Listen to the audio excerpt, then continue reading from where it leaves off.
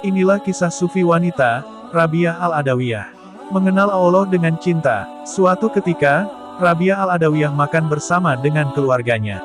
Sebelum menyantap hidangan makanan yang tersedia, Rabiah memandang ayahnya seraya berkata, "Ayah, yang haram selamanya tak akan menjadi halal. Apalagi karena ayah merasa berkewajiban memberi nafkah kepada kami." Ayah dan ibunya terperanjat mendengar kata-kata Rabiah. Makanan yang sudah di mulut akhirnya tak jadi dimakan.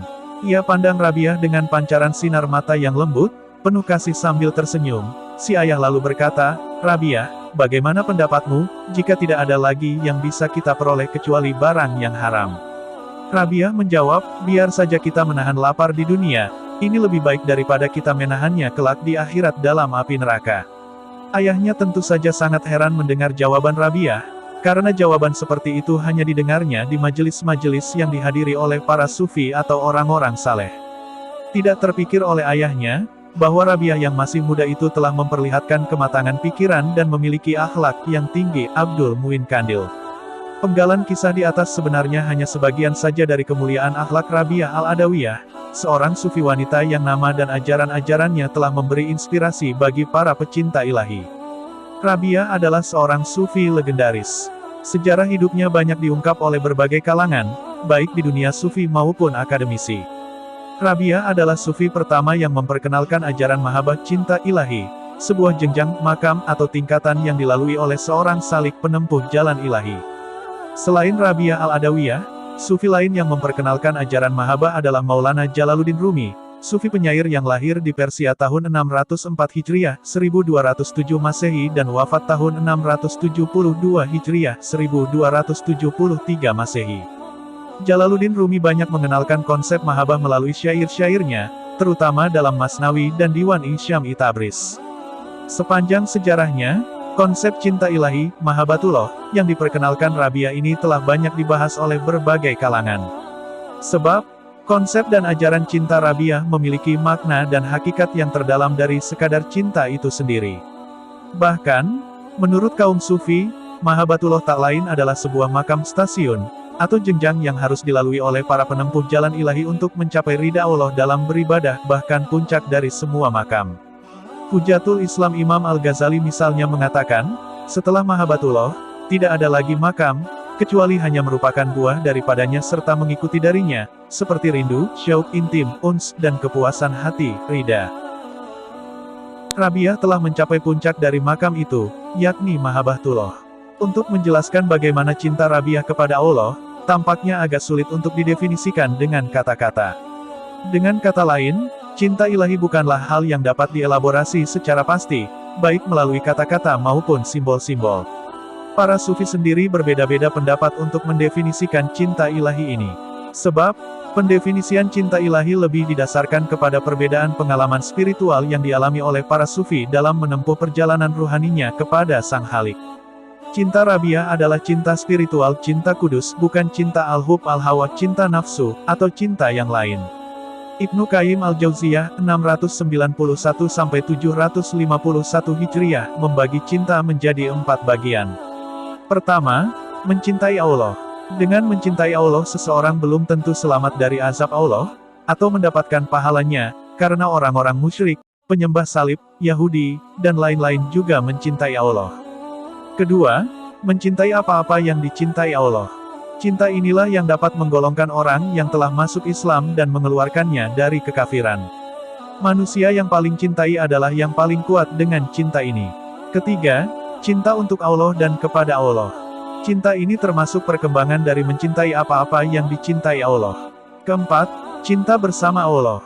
Cinta jenis ini syirik. Setiap orang mencintai sesuatu bersama Allah dan bukan untuk Allah, maka sesungguhnya dia telah menjadikan sesuatu selain Allah.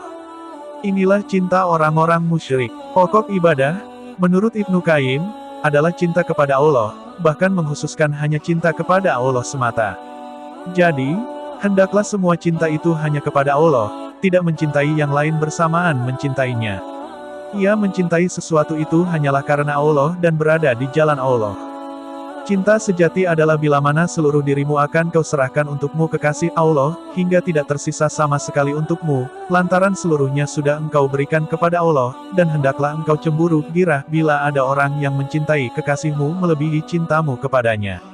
Sebuah syair mengatakan, aku cemburu kepadanya, karena aku cinta kepadanya. Setelah itu aku teringat akan kadar cintaku. Akhirnya aku dapat mengendalikan cemburuku. Oleh karena itu, setiap cinta yang bukan karena Allah adalah batil. Dan setiap amalan yang tidak dimaksudkan karena Allah adalah batil pula. Maka dunia itu terkutuk dan apa yang ada di dalamnya juga terkutuk, kecuali untuk Allah dan Rasul-Nya. Rabiah adalah anak keempat dari 4 saudara. Semuanya perempuan. Ayahnya menamakan Rabiah, yang artinya, 4, tak lain karena ia merupakan anak keempat dari keempat saudaranya itu. Pernah suatu ketika ayahnya berdoa agar ia dikaruniai seorang anak laki-laki.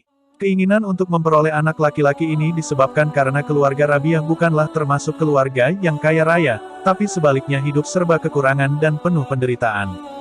Setiap hari ayahnya kerap memeras keringat untuk menghidupi keluarganya, sementara anak-anaknya saat itu masih terbilang kecil-kecil. Apalagi dengan kehadiran Rabiah, beban penderitaan ayahnya pun dirasakan semakin bertambah berat, sehingga bila kelak dikaruniai anak laki-laki, diharapkan beban penderitaan itu akan berkurang karena anak laki-laki bisa melindungi seluruh keluarganya. Atau paling tidak bisa membantu ayahnya untuk mencari penghidupan. Sekalipun keluarganya berada dalam kehidupan yang serba kekurangan, namun ayah Rabiah selalu hidup zuhud dan penuh kesalehan. Begitupun Rabiah, yang meskipun sejak kecil hingga dewasanya hidup serba kekurangan, namun ia sama sekali tidak menciutkan hatinya untuk terus beribadah kepada Allah.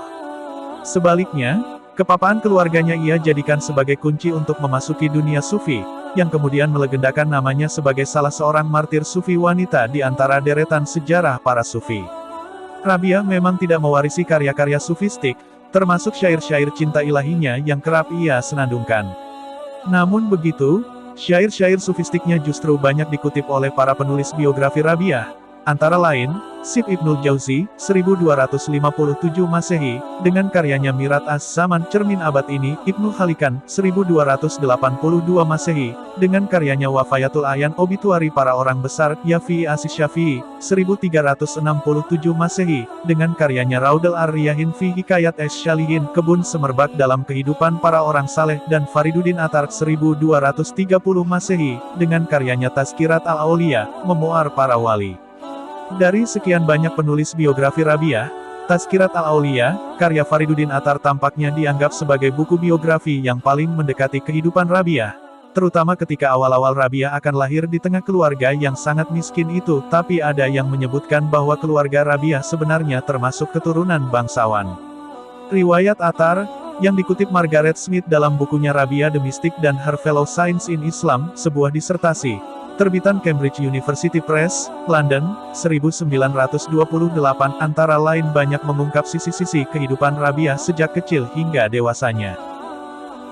Diceritakan, sewaktu bayi Rabiah lahir malam hari, di rumahnya sama sekali tidak ada minyak sebagai bahan untuk penerangan, termasuk kain pembungkus untuk bayi Rabiah.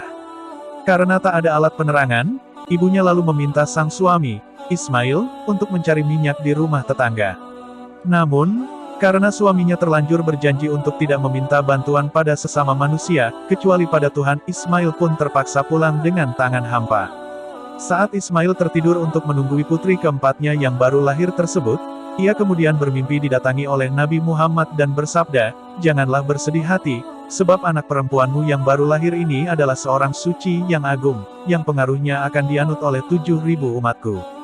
Nabi kemudian bersabda lagi, "Besok kirimkan surat kepada Isa Zazan, Amir kota Basrah, ingatkanlah kepadanya bahwa ia biasanya bersalawat 100 kali untukku dan pada malam Jumat sebanyak 400 kali, tetapi malam Jumat ini ia melupakanku, dan sebagai hukumannya ia harus membayar denda kepadamu sebanyak 400 dinar." Ayah Rabiah kemudian terbangun dan menangis. Tak lama, ia pun menulis surat dan mengirimkannya kepada Amir kota Basrah itu yang dititipkan kepada pembawa surat pemimpin kota itu. Ketika Amir selesai membaca surat itu, Ia pun berkata, berikan 2000 dinar ini kepada orang miskin itu sebagai tanda terima kasihku, sebab Nabi telah mengingatkanku untuk memberi 400 dinar kepada orang tua itu dan katakanlah kepadanya bahwa aku ingin agar ia menghadapku supaya aku dapat bertemu dengannya. Tetapi aku rasa tidaklah tepat bahwa orang seperti itu harus datang kepadaku, akulah yang akan datang kepadanya dan mengusap penderitaannya dengan janggutku. Attar juga menceritakan mengenai nasib malang yang menimpa keluarga Rabi'ah. Saat Rabi'ah menginjak dewasa, ayah dan ibunya kemudian meninggal dunia. Jadilah kini ia sebagai anak yatim piatu. Penderitaan Rabi'ah terus bertambah, terutama setelah kota Basrah dilanda kelaparan hebat. Rabi'ah dan saudara-saudaranya terpaksa harus berpencar, sehingga ia harus menanggung beban penderitaan itu sendirian. Suatu hari, ketika sedang berjalan-jalan di kota Basrah, ia berjumpa dengan seorang laki-laki yang memiliki niat buruk. Laki-laki itu lalu menarik Rabi'ah dan menjualnya sebagai seorang budak seharga 6 dirham kepada seorang laki-laki. Dalam statusnya sebagai budak, Rabi'ah benar-benar diperlakukan kurang manusiawi. Siang malam tenaga Rabi'ah diperas tanpa mengenal istirahat. Suatu ketika, ada seorang laki-laki asing yang datang dan melihat Rabi'ah tanpa mengenakan cadar.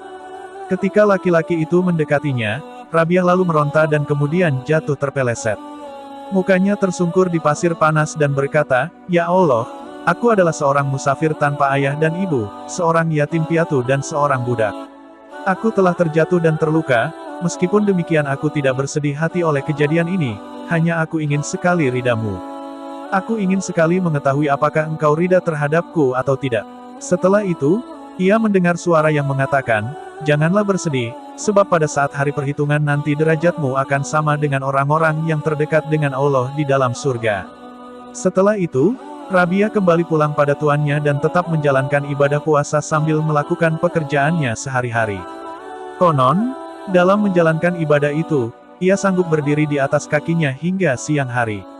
Pada suatu malam, tuannya sempat terbangun dari tidurnya dan dari jendela kamarnya ia melihat Rabi'ah sedang sujud beribadah. Dalam salatnya Rabi'ah berdoa, "Ya Allah, ya Tuhanku, Engkaulah yang maha mengetahui keinginan dalam hatiku untuk selalu menuruti perintah-perintah-Mu. Jika persoalannya hanyalah terletak padaku, maka aku tidak akan henti-hentinya barang 1 jam pun untuk beribadah kepadamu, ya Allah. Karena Engkaulah yang telah menciptakanku." Tatkala Rabi'ah masih khusyuk beribadah, tuannya tampak melihat ada sebuah lentera yang tergantung di atas kepala Rabi'ah tanpa ada sehelai tali pun yang mengikatnya. Lentera yang menyinari seluruh rumah itu merupakan cahaya, sakinah, diambil dari bahasa Hebrew, sekinah, artinya cahaya rahmat Tuhan, dari seorang muslimah suci. Melihat peristiwa aneh yang terjadi pada budaknya itu, majikan Rabi'ah tentu saja merasa ketakutan. Ia kemudian bangkit dan kembali ke tempat tidurnya semula. Sejenak ia termenung hingga fajar menyingsing. Tak lama setelah itu ia memanggil Rabi'ah dan bicara kepadanya dengan baik-baik seraya membebaskan Rabi'ah sebagai budak. Rabi'ah pun pamitan pergi dan meneruskan pengembaraannya di padang pasir yang tandus. Dalam pengembaraannya Rabi'ah berkeinginan sekali untuk pergi ke Mekah menunaikan ibadah haji. Akhirnya, ia berangkat juga dengan ditemani seekor keledai sebagai pengangkut barang-barangnya. Sayangnya, belum lagi perjalanan ke Mekah sampai, keledai itu tiba-tiba mati di tengah jalan. Ia kemudian berjumpa dengan serombongan kafilah dan mereka menawarkan kepada Rabi'ah untuk membawakan barang-barang miliknya. Namun, tawaran itu ditolaknya baik-baik dengan alasan tak ingin meminta bantuan kepada bukan selain Tuhannya. Ia hanya percaya pada bantuan Allah dan tidak percaya pada makhluk ciptaannya. Orang-orang itu pun memahami keinginan Rabi'ah, sehingga mereka meneruskan perjalanannya. Rabi'ah terdiam dan kemudian menundukkan kepalanya sambil berdoa, "Ya Allah, apalagi yang akan Engkau lakukan dengan seorang perempuan asing dan lemah ini? Engkaulah yang memanggilku ke rumahmu Ka'bah, tetapi di tengah jalan Engkau mengambil keledaiku dan membiarkan aku seorang diri di tengah padang pasir ini." Setelah asyik bermunajat, di depan Rabi'ah tampak keledai yang semula mati itu pun hidup kembali. Rabi'ah tentu saja gembira karena bisa meneruskan perjalanannya ke Mekah. Dalam cerita yang berbeda disebutkan, saat Rabi'ah berada di tengah padang pasir, ia berdoa, "Ya Allah, ya Tuhanku. Hatiku ini merasa bingung sekali, kemana aku harus pergi? Aku hanyalah debu di atas bumi ini dan rumah itu, Ka'bah, hanyalah sebuah batu bagiku. Tampakkanlah wajahmu di tempat yang mulia ini." Begitu ia berdoa sehingga muncul suara Allah dan langsung masuk ke dalam hatinya tanpa ada jarak. Wahai Rabiah, ketika Musa ingin sekali melihat wajahku, aku hancurkan gunung Sinai dan terpecah menjadi 40 potong. Tetaplah berada di situ dengan namaku. Diceritakan pula, saat Rabiah dalam perjalanannya ke Mekah, tiba-tiba di tengah ia melihat Ka'bah datang menghampiri dirinya. Rabiah lalu berkata, Tuhanlah yang aku rindukan, apakah artinya rumah ini bagiku? Aku ingin sekali bertemu dengannya yang mengatakan, barang siapa yang mendekati aku dengan jarak sehasta, maka aku akan berada sedekat urat nadinya. Ka'bah yang aku lihat ini tidak memiliki kekuatan apapun terhadap diriku, kegembiraan apa yang aku dapatkan apabila Ka'bah yang indah ini dihadapkan pada diriku. Singkat cerita, sekembalinya Rabiah dari menunaikan ibadah haji di Mekah, ia kemudian menetap di Basrah dan mengabdikan seluruh hidupnya untuk beribadah kepada Allah seraya melakukan perbuatan-perbuatan mulia. Sebagaimana yang banyak ditulis dalam biografi Rabiah Al-Adawiyah, wanita suci ini sama sekali tidak memikirkan dirinya untuk menikah. Sebab, menurut Rabiah, jalan tidak menikah merupakan tindakan yang tepat untuk melakukan pencarian Tuhan tanpa harus dibebani oleh urusan-urusan keduniawian. Padahal, tidak sedikit laki-laki yang berupaya untuk mendekati Rabiah dan bahkan meminangnya. Di antaranya adalah Abdul Wahid bin Zaid, seorang sufi yang zuhud dan wara. Ia juga seorang teolog dan termasuk salah seorang ulama terkemuka di kota Basrah. Suatu ketika, Abdul Wahid bin Zaid sempat mencoba meminang Rabiah. Tapi lamaran itu ditolaknya dengan mengatakan, wahai laki-laki sensual, carilah perempuan sensual lain yang sama dengan mereka. Apakah engkau melihat adanya satu tanda sensual dalam diriku? Laki-laki lain yang pernah mengajukan lamaran kepada Rabiah adalah Muhammad bin Sulaiman al-Hashimi, seorang Amir Abbasiyah dari Basrah 172 Hijriah. Untuk berusaha mendapatkan Rabiah sebagai istrinya, laki-laki itu sanggup memberikan mahar perkawinan sebesar 100.000 dinar dan juga memberitahukan kepada Rabiah bahwa ia masih memiliki pendapatan sebanyak 10.000 dinar tiap bulan. Tetapi dijawab oleh Rabiah, aku sungguh tidak merasa senang bahwa engkau akan menjadi budakku dan semua milikmu akan engkau berikan kepadaku, atau engkau akan menarikku dari Allah meskipun hanya untuk beberapa saat. Dalam kisah lain disebutkan, ada laki-laki sahabat Rabiah bernama Hasan al-Basri yang juga berniat sama untuk menikahi Rabiah. Bahkan para sahabat sufi lain di kota itu mendesak Rabiah untuk menikah dengan sesama sufi pula. Karena desakan itu, Rabiah lalu mengatakan, baiklah, aku akan menikah dengan seseorang yang paling pintar di antara kalian. Mereka mengatakan Hasan al-Basri lah orangnya. Rabiah kemudian mengatakan kepada Hasan al-Basri, jika engkau dapat menjawab 4 pertanyaanku, aku pun akan bersedia menjadi istrimu. Hasan al-Basri berkata, bertanyalah, dan jika Allah mengizinkanku, aku akan menjawab pertanyaanmu. Pertanyaan pertama, kata Rabiah, apakah yang akan dikatakan oleh hakim dunia ini saat kematianku nanti? Akankah aku mati dalam Islam atau murtad? Hasan menjawab, hanya Allah yang maha mengetahui yang dapat menjawab. Pertanyaan kedua, pada waktu aku dalam kubur nanti, di saat malaikat Munkar dan Nakir menanyaiku, dapatkah aku menjawabnya? Hasan menjawab, hanya Allah yang maha mengetahui. Pertanyaan ketiga, pada saat manusia dikumpulkan di padang mahsyar di hari perhitungan, Yaumul Hisab, semua nanti akan menerima buku catatan amal di tangan kanan dan di tangan kiri. Bagaimana denganku? Akankah aku menerima di tangan kanan atau di tangan kiri? Hasan kembali menjawab, hanya Allah yang maha tahu. Pertanyaan terakhir, pada saat hari perhitungan nanti, sebagian manusia akan masuk surga dan sebagian lain masuk neraka. Di kelompok manakah aku akan berada? Hasan lagi-lagi menjawab seperti jawaban semula bahwa hanya Allah saja yang maha mengetahui semua rahasia yang tersembunyi itu. Selanjutnya, Rabiah mengatakan kepada Hasan al-Basri, aku telah mengajukan 4 pertanyaan tentang diriku, bagaimana aku harus bersuami yang kepadanya aku menghabiskan waktuku dengannya. Dalam penolakannya itu pula, Rabiah lalu menyenandungkan sebuah syair yang cukup indah. Damaiku, wahai saudara-saudaraku, dalam kesendirianku, dan kekasihku bila selamanya bersamaku. Karena cintanya itu, tak ada duanya, dan cintanya itu mengujiku, di antara keindahan yang fana ini. Pada saat aku merenungi keindahannya, dialah mirabku, dialah kiblatku. Jika aku mati karena cintaku, sebelum aku mendapatkan kepuasaanku, amboi, alangkah hinanya hidupku di dunia ini. Oh, Pelipur jiwa yang terbakar gairah. Juangku bila menyatu denganmu telah melipur jiwaku. Wahai kebahagiaanku dan hidupku selamanya. Engkaulah sumber hidupku, dan darimu jua datang kebahagiaanku. Telah kutanggalkan semua keindahan fana ini dariku. Harapku dapat menyatu denganmu. Karena itulah hidupku tuju. Begitulah, meskipun sebagai manusia, Rabiah tak pernah tergoda sedikit pun oleh berbagai keindahan dunia fana. Sampai wafatnya, ia hanya lebih memilih Allah sebagai kekasih sejatinya semata ketimbang harus bercinta dengan sesama manusia. Meskipun demikian, disebutkan bahwa Rabiah memiliki sejumlah sahabat pria, dan sangat sedikit sekali ia bersahabat dengan kaum perempuan. Di antara sahabat-sahabat Rabiah yang cukup dekat misalnya Zunnun al-Misri, seorang sufi Mesir yang memperkenalkan ajaran doktrin marifat. Sufi ini meninggal pada tahun 856 Masehi dan sempat bersahabat dengan Rabiah selama kurang lebih setengah abad. Bahkan ada yang menyebutkan bahwa pertemuan antara Zunnun al-Misri dengan Rabiah ini terjadi sejak awal-awal usianya. Di kalangan para sahabat sufinya itu, Rabiah banyak sekali berdiskusi dan berbincang tentang kebenaran, baik siang maupun malam. Salah seorang sahabat Rabiah, Hasan al-Basri menceritakan, aku lewati malam dan siang hari bersama-sama dengan Rabiah, berdiskusi tentang jalan dan kebenaran, dan tak pernah terlintas dalam benakku bahwa aku adalah seorang laki-laki dan begitu juga Rabiah. Tak pernah ada dalam pikirannya bahwa ia seorang perempuan, dan akhirnya aku menengok dalam diriku sendiri, baru kusadari bahwa diriku tak memiliki apa-apa, yaitu secara spiritual aku tidak berharga, Rabiahlah yang sesungguhnya sejati. Dalam kisah lain, diceritakan bahwa pada suatu hari Rabiah melewati lorong rumah Hasan al-Basri. Hasan melihatnya melalui jendela dan menangis, hingga air matanya jatuh menetes mengenai jubah Rabiah.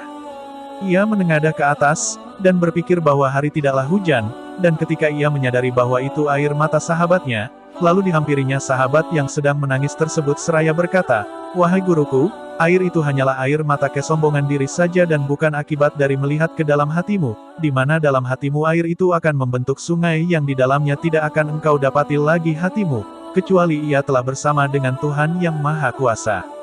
Setelah mendengar kata-kata Rabiah itu, Hasan tampak hanya bisa berdiam diri. Di kalangan para sahabatnya, kehidupan Rabiah dirasakan banyak memberi manfaat. Hal ini dikarenakan Rabiah banyak sekali memperhatikan kehidupan mereka. Perhatian Rabiah yang cukup besar kepada para sahabatnya itu, misalnya saja dibuktikan dengan kisah sebagai berikut. Suatu ketika, ada seorang laki-laki yang meminta agar Rabiah mendoakan untuk dirinya. Tapi permohonan itu dibalas oleh Rabiah dengan rasa rendah hati, "Wahai, siapakah diriku ini? Turutlah perintah Allah dan berdoalah kepadanya, sebab dia akan menjawab semua doa bila engkau memohonnya." Kezuhudan Rabiah al-Adawiyah. Sebagaimana diungkapkan terdahulu, Rabiah sejak kecil sudah memiliki karakter yang tidak begitu banyak memperhatikan kehidupan duniawi. Hidupnya sederhana dan sangat besar hati-hatinya terhadap makanan apapun yang masuk ke dalam perutnya. Bahkan saking zuhudnya, Rabiah sering menolak setiap bantuan yang datang dari para sahabatnya, tetapi sebaliknya Rabiah malah menyibukkan diri untuk melayani Tuhannya. Selepas dirinya dari perbudakan, Rabiah memilih hidup menyendiri di sebuah gubuk sederhana di kota Basrah tempat kelahirannya. Ia meninggalkan kehidupan duniawi dan hidup hanya untuk beribadah kepada Allah. Tampaknya, keinginan untuk hidup zuhud dari kehidupan duniawi ini benar-benar ia jalankan secara konsisten. Pernah misalnya Al-Jahiz, seorang sufi generasi tua, menceritakan bahwa beberapa dari sahabatnya mengatakan kepada Rabiah, "Andaikan kita mengatakan kepada salah seorang keluargamu, pasti mereka akan memberimu seorang budak, yang akan melayani kebutuhanmu di rumah ini." Tetapi ia menjawab, "Sungguh, aku sangat malu meminta kebutuhan duniawi kepada pemilik dunia ini, bagaimana aku harus meminta kepada yang bukan memiliki dunia ini?" Tiba-tiba terdengar suara mengatakan, "Jika engkau menginginkan dunia ini, maka akan aku berikan semua dan aku berkahi, tetapi aku akan menyingkir dari dalam kalbumu, sebab aku tak mungkin berada di dalam kalbu yang memiliki dunia ini. Wahai Rabiah, aku mempunyai kehendak dan begitu juga denganmu. Aku tidak mungkin menggabungkan dua kehendak itu di dalam satu kalbu." Rabiah kemudian mengatakan, "Ketika mendengar peringatan itu, kutanggalkan hati ini dari dunia dan kuputuskan harapan duniawiku selama 30 tahun. Aku salat seakan-akan ini terakhir kalinya, dan pada siang hari aku mengurung diri menjauhi makhluk lainnya. Aku takut mereka akan menarikku dari dirinya, Maka aku katakan, ya Tuhan, sibukkanlah hati ini dengan hanya menyebut-Mu, jangan Engkau biarkan mereka menarikku dari-Mu. Sebagai seorang zahid, Rabiah senantiasa bermunajat kepada Allah agar dihindarkan dari ketergantungannya kepada manusia. Namun, perjalanan zuhud yang dialami Rabiah tampaknya tidak mudah begitu saja dilalui. Di depan, banyak tantangan dan cobaan yang harus ia hadapi. Kenyataan-kenyataan itu memang wajar, karena sebagai manusia, tak mungkin dirinya hanya bergantung kepada Allah semata. Meskipun demikian, Rabiah tetap berusaha untuk menghindari apapun bantuan yang datang selain dari Allah, sehingga sekalipun ia hidup dalam kemiskinan fakir, namun kemiskinannya dianggap sebagai bagian dari kasih sayang Allah kepada Rabiah. Dalam satu kisah misalnya disebutkan, sahabatnya Malik bin Dinar pada suatu waktu mendapati Rabiah sedang terbaring sakit di atas tikar tua dan lusuh, serta batu bata sebagai bantal di kepalanya. Melihat pemandangan seperti itu, Malik lalu berkata pada Rabiah, "Aku memiliki teman-teman yang kaya dan jika engkau membutuhkan bantuan aku akan meminta kepada mereka." Rabiah mengatakan, "Wahai Malik, engkau salah besar. Bukankah yang memberi mereka dan aku makan sama?" Malik menjawab, "Ya, memang sama." Rabiah mengatakan, "Apakah Allah akan lupa kepada hambanya yang miskin dikarenakan kemiskinannya dan akankah dia ingat kepada hambanya yang kaya dikarenakan kekayaannya?" Malik menyahut, "Tidak." Rabiah lalu kembali mengatakan, "Karena dia mengetahui keadaanku, mengapa aku harus mengingatkannya? Apa yang diinginkannya, kita harus menerimanya." Sikap zuhud yang ditampilkan Rabiah sesungguhnya tiada lain agar ia hanya lebih mencintai Allah ketimbang makhluk-makhluknya. Karena itu, hidup dalam kefakiran baginya bukanlah halangan untuk beribadah dan lebih dekat dengan Tuhannya. Dan Rabiah menganggap bahwa kefakiran adalah suatu takdir, yang karenanya ia harus terima dengan penuh keikhlasan. Kebahagiaan dan penderitaan, demikian menurut Rabiah, adalah datang dari Allah. Dan dalam perjalanannya sufistiknya itu, Rabiah sendiri telah melaksanakan pesan Rasulullah, "Zuhudlah engkau pada dunia, pasti Allah akan mencintaimu. Zuhudlah pada apa yang ada pada manusia, pasti manusia akan mencintaimu." Cinta ilahi Rabiah al-Adawiyah. Cinta ilahi, al-hub al-ilah, dalam pandangan kaum sufi memiliki nilai tertinggi. Bahkan kedudukan mahabbah dalam sebuah makamat sufi tak ubahnya dengan makam marifat, atau antara mahabbah dan marifat merupakan kembar dua yang satu sama lain tidak bisa dipisahkan. Abu Nasr as-Saraj at-Tusi mengatakan, cinta para sufi dan marifat itu timbul dari pandangan dan pengetahuan mereka tentang cinta abadi dan tanpa pamrih kepada Allah. Cinta itu timbul tanpa ada maksud dan tujuan apapun. Apa yang diajarkan Rabiah melalui mahabbahnya, sebenarnya tak berbeda jauh dengan yang diajarkan Hasan al-Basri dengan konsep khauf, takut, dan raja, harapan. Hanya saja, jika Hasan al-Basri mengabdi kepada Allah didasarkan atas ketakutan masuk neraka dan harapan untuk masuk surga, maka mahabbah Rabiah justru sebaliknya. Ia mengabdi kepada Allah bukan lantaran takut neraka maupun mengharapkan balasan surga, namun ia mencinta Allah lebih karena Allah semata. Sikap cinta kepada dan karena Allah semata ini misalnya tergambar dalam syair Rabiah sebagai berikut. "Ya Allah, jika aku menyembah-Mu karena takut pada neraka, maka bakarlah aku di dalam neraka. Dan jika aku menyembah-Mu karena mengharapkan surga, campakkanlah aku dari dalam surga. Tetapi jika aku menyembah-Mu demi Engkau, janganlah Engkau enggan memperlihatkan keindahan wajah-Mu yang abadi kepadaku." Cinta Rabiah kepada Allah sebegitu kuat membelenggu hatinya, sehingga hatinya pun tak mampu untuk berpaling kepada selain Allah. Pernah suatu ketika Rabiah ditanya, apakah Rabiah tidak mencintai Rasul? Ia menjawab, "Ya, aku sangat mencintainya, tetapi cintaku kepada Pencipta membuat aku berpaling dari mencintai makhluknya." Rabiah juga ditanya tentang eksistensi setan dan apakah ia membencinya. Ia menjawab, "Tidak, cintaku kepada Tuhan tidak meninggalkan ruang kosong sedikit pun dalam diriku untuk rasa membenci setan. Allah adalah teman sekaligus kekasih dirinya, sehingga kemana saja Rabiah pergi, hanya Allah saja yang ada dalam hatinya. Ia mencintai Allah dengan sesungguh hati dan keimanan. Karena itu, ia sering jadikan kekasihnya itu sebagai teman bercakap dalam hidup." Dalam salah satu syair berikut jelas tergambar bagaimana cinta Rabiah kepada teman dan kekasihnya itu. "Kujadikan engkau teman bercakap dalam hatiku. Tubuh kasarku biar bercakap dengan yang duduk. Jisimku biar bercengkerama dengan Tuhanku. Isi hatiku hanya tetap engkau sendiri." Menurut kaum sufi, Proses perjalanan ruhani Rabiah telah sampai kepada makam mahabbah dan marifat. Namun begitu, sebelum sampai ke tahapan makam tersebut, Rabiah terlebih dahulu melampaui tahapan-tahapan lain, antara lain tobat, sabar dan syukur. Tahapan-tahapan ini ia lampaui seiring dengan perwujudan cintanya kepada Tuhan. Tapi pada tahap tertentu, cinta Rabiah kepada Tuhannya seakan masih belum terpuaskan, meski hijab penyaksian telah disibakkan. Oleh karena itu, Rabiah tak henti-hentinya memohon kepada kekasihnya itu agar ia bisa terus mencintainya dan dia pun cinta kepadanya. Hal ini sesuai dengan firman Allah, dia mencintai mereka dan mereka mencintainya. Dalam kegamangannya itu, Rabiah tak putus-putusnya berdoa dan bermunajat kepada Allah. Bahkan dalam doanya itu ia berharap agar tetap mencintai Allah hingga Allah memenuhi ruang hatinya. Doanya, Tuhanku, malam telah berlalu dan siang segera menampakkan diri. Aku gelisah apakah amalanku Engkau terima, hingga aku merasa bahagia, ataukah Engkau tolak sehingga aku merasa bersedih. Demi kemahakuasaan-Mu, inilah yang akan kulakukan. Selama Engkau beri aku hayat, sekiranya Engkau usir dari depan pintu-Mu, aku tidak akan pergi karena cintaku padamu telah memenuhi hatiku. Cinta bagi Rabiah telah mempesonakan dirinya hingga ia telah melupakan segalanya selain Allah. Tapi bagi Rabiah, cinta tentu saja bukan tujuan, tetapi lebih dari itu cinta adalah jalan keabadian untuk menuju Tuhan sehingga dia ridha kepada hamba yang mencintainya. Dan dengan jalan cinta itu pula Rabiah berupaya agar Tuhan ridha kepadanya dan kepada amalan-amalan baiknya. Harapan yang lebih jauh dari cintanya kepada Tuhan tak lain agar Tuhan lebih dekat dengan dirinya, dan kemudian Tuhan sanggup membukakan hijab kebaikannya di dunia dan juga di akhirat kelak. Ia mengatakan, dengan jalan cinta itu dirinya berharap Tuhan memperlihatkan wajah yang selalu dirindukannya. Dalam syairnya Rabiah mengatakan, aku mencintaimu dengan dua macam cinta.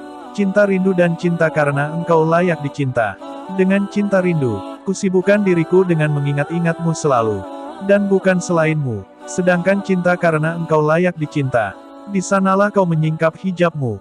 Agar aku dapat memandangmu. Namun, tak ada pujian dalam ini atau itu. Segala pujian hanya untukmu dalam ini atau itu.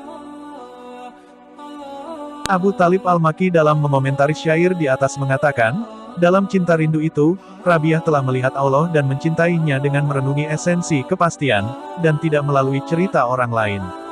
Ia telah mendapat kepastian, jaminan, berupa rahmat dan kebaikan Allah kepadanya.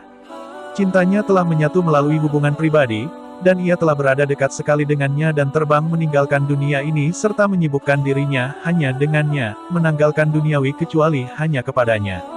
Sebelumnya ia masih memiliki nafsu keduniawian, tetapi setelah menatap Allah, ia tanggalkan nafsu-nafsu tersebut dan dia menjadi keseluruhan di dalam hatinya dan dia satu-satunya yang ia cintai. Allah telah membebaskan hatinya dari keinginan duniawi, kecuali hanya dirinya, dan dengan ini meskipun ia masih belum pantas memiliki cinta itu dan masih belum sesuai untuk dianggap menatap Allah pada akhirnya, hijab tersingkap sudah dan ia berada di tempat yang mulia. Cintanya kepada Allah tidak memerlukan balasan darinya, meskipun ia merasa harus mencintainya. Al-Maki melanjutkan, bagi Allah, sudah selayaknya dia menampakkan rahmatnya di muka bumi ini karena doa-doa Rabiah, yaitu pada saat ia melintasi jalan itu, dan rahmat Allah itu akan tampak juga di akhirat nanti, yaitu pada saat tujuan akhir itu telah dicapainya dan ia akan melihat wajah Allah tanpa ada hijab, berhadap-hadapan. Tak ada lagi pujian yang layak baginya di sini atau di sana nanti, sebab Allah sendiri yang telah membawanya di antara dua tingkatan itu, dunia dan akhirat. Abu Talib Al-Maki, Qut Al-Qulub, 1310 Hijriah, dalam Margaret Smith, 1928. Rabiah dan menjelang hari kematiannya. Dikisahkan, Rabiah telah menjalani masa hidup selama kurang lebih 90 tahun. Dan selama itu, ia hanya mengabdi kepada Allah sebagai pencipta dirinya, hingga malaikat Israel menjemputnya. Tentu saja, Rabiah telah menjalani pula masa-masa di mana Allah selalu berada dekat dengannya. Para ulama yang mengenal dekat dengan Rabiah mengatakan, kehadiran Rabiah di dunia hingga kembalinya ke alam akhirat, tak pernah terbersit sedikit pun adanya keinginan lain kecuali hanya tazim mengagungkan kepada Allah. Ia juga bahkan sedikit sekali meminta kepada makhluk ciptaannya. Berbagai kisah menjelang kematian Rabiah menyebutkan, di antaranya pada masa menjelang kematian Rabiah, banyak sekali orang alim duduk mengelilinginya. Rabiah lalu meminta kepada mereka, bangkit dan keluarlah. Berikan jalan kepada pesuruh-pesuruh Allah yang Maha Agung. Maka semua orang pun bangkit dan keluar, dan pada saat mereka menutup pintu, mereka mendengar suara Rabiah mengucapkan kalimat syahadat. Setelah itu terdengar sebuah suara, "Wahai jiwa yang tenang, kembalilah kepada Tuhanmu, berpuas-puaslah dengannya. Maka masuklah bersama golongan hamba-hambaku dan masuklah ke dalam surgaku." Setelah itu tidak terdengar lagi suara apapun. Pada saat mereka kembali masuk ke kamar Rabiah, tampak perempuan tua renta itu telah meninggalkan alam fana. Para dokter yang berdiri di hadapannya lalu menyuruh agar jasad Rabiah segera dimandikan, dikafani, disalatkan, dan kemudian dibaringkan di tempat yang abadi.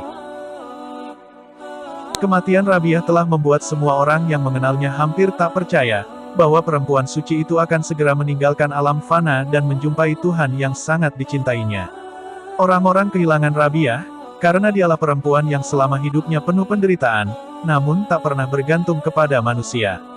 Setiap orang sudah pasti akan mengenang Rabiah, sebagai sufi yang telah berjumpa dengan Tuhannya. Karenanya, setelah kematian Rabiah, seseorang lalu pernah memimpikannya. Dia mengatakan kepada Rabiah, "Ceritakanlah bagaimana keadaanmu di sana dan bagaimana engkau dapat lolos dari Munkar dan Nakir." Rabiah menjawab, "Mereka datang menghampiriku dan bertanya, 'Siapakah Tuhanmu?' Aku katakan, 'Kembalilah dan katakan kepada Tuhanmu, ribuan dan ribuan sudah ciptaanmu, engkau tentunya tidak akan lupa pada perempuan tua lemah ini. Aku, yang hanya memilikimu di dunia, tidak pernah melupakanmu. Sekarang, mengapa engkau harus bertanya, siapa Tuhanmu?' Kini Rabiah telah tiada. Perempuan kekasih ilahi itu meninggal untuk selamanya, dan akan kembali hidup bersama sang kekasih di sisinya. Jasad kasarnya hilang ditelan bumi, tetapi ruh sucinya terbang bersama para sufi, para wali, dan para pecinta ilahi. Perindu cinta Allah, Rabiah binti Ismail al-Adawiyah tergolong wanita sufi yang terkenal dalam sejarah Islam. Dia dilahirkan sekitar awal kurun kedua Hijriah berhampiran kota Basrah di Irak. Dia lahir dalam sebuah keluarga yang miskin dari segi kebendaan namun kaya dengan peribadatan kepada Allah. Ayahnya pula hanya bekerja mengangkut penumpang menyeberangi sungai di Jelah dengan menggunakan sampan. Pada akhir kurun pertama Hijriah, keadaan hidup masyarakat Islam dalam pemerintahan Bani Umayyah yang sebelumnya terkenal dengan ketakwaan telah mulai berubah. Pergaulan semakin bebas dan orang ramai berlumba-lumba mencari kekayaan. Justru itu kejahatan dan maksiat tersebar luas. Pekerjaan menyanyi, menari dan berhibur semakin diagung-agungkan.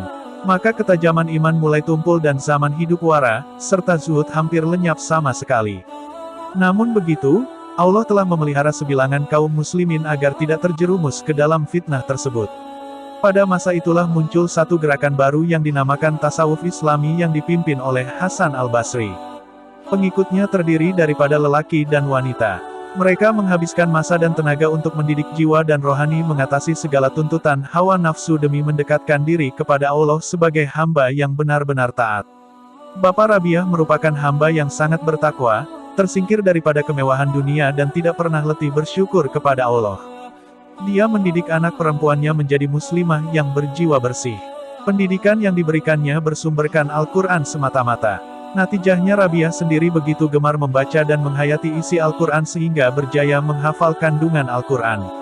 Sejak kecil lagi Rabiah sememangnya berjiwa halus, mempunyai keyakinan yang tinggi serta keimanan yang mendalam.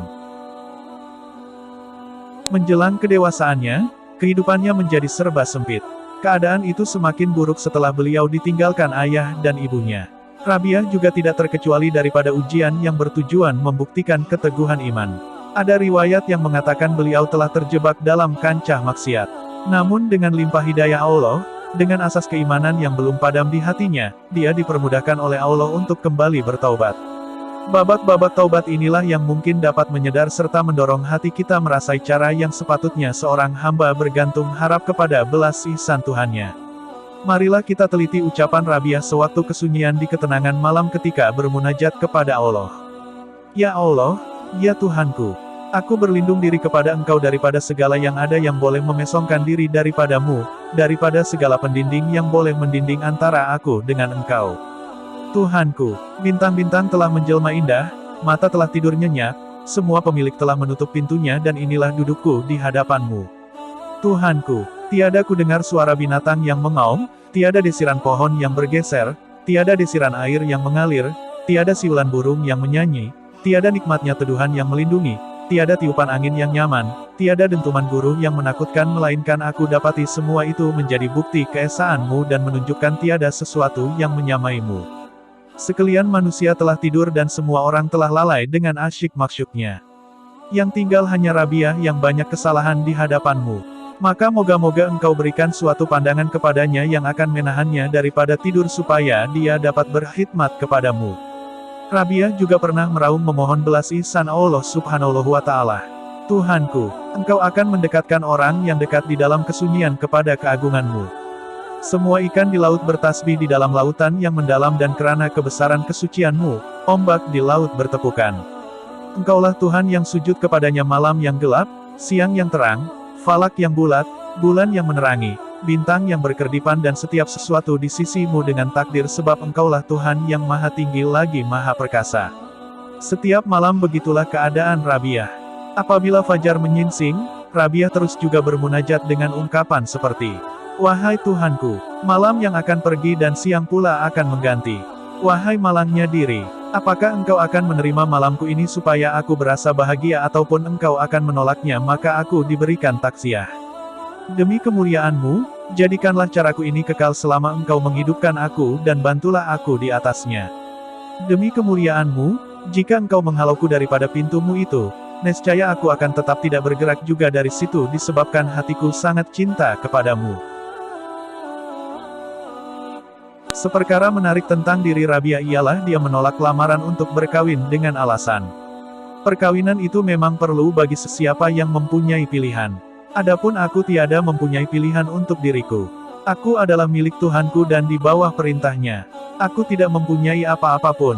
Rabiah seolah-olah tidak mengenali yang lain daripada Allah. Oleh itu dia terus-menerus mencintai Allah semata-mata.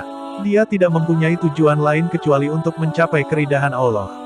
Rabiah telah mempertalikan akalnya, pemikirannya dan perasaannya hanya kepada akhirat semata-mata. Dia senantiasa meletakkan kain kafannya di hadapannya dan senantiasa membelek-beleknya setiap hari.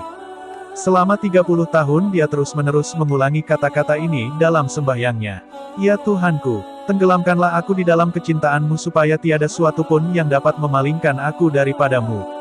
Antara syairnya yang masyhur berbunyi, "Kekasihku tiada menyamai kekasih lain biar bagaimanapun, tiada selain dia di dalam hatiku mempunyai tempat manapun, kekasihku gaib daripada penglihatanku dan pribadiku sekalipun, akan tetapi dia tidak pernah gaib di dalam hatiku walau sedetik pun." Rabiah telah membentuk satu cara yang luar biasa di dalam mencintai Allah. Dia menjadikan kecintaan pada ilahi itu sebagai satu cara untuk membersihkan hati dan jiwa. Dia memulakan fahaman sufinya dengan menanamkan rasa takut kepada kemurkaan Allah seperti yang pernah diluahkannya. "Wahai Tuhanku, apakah engkau akan membakar dengan api hati yang mencintaimu dan lisan yang menyebutmu dan hamba yang takut kepadamu?" Kecintaan Rabiah kepada Allah berjaya melewati pengharapan untuk beroleh surga Allah semata-mata. "Jika aku menyembahmu kerana takut daripada api nerakamu maka bakarlah aku di dalamnya. Dan jika aku menyembahmu kerana tamak kepada surgamu maka haramkanlah aku daripadanya. Tetapi jika aku menyembahmu kerana kecintaanku kepadamu maka berikanlah aku balasan yang besar, berilah aku melihat wajahmu yang maha besar dan maha mulia itu." Begitulah keadaan kehidupan Rabiah yang ditakdirkan Allah untuk diuji dengan keimanan serta kecintaan kepadanya. Rabiah meninggal dunia pada 135 Hijriah yaitu ketika usianya menjangkau 80 tahun, semoga Allah meridhoinya.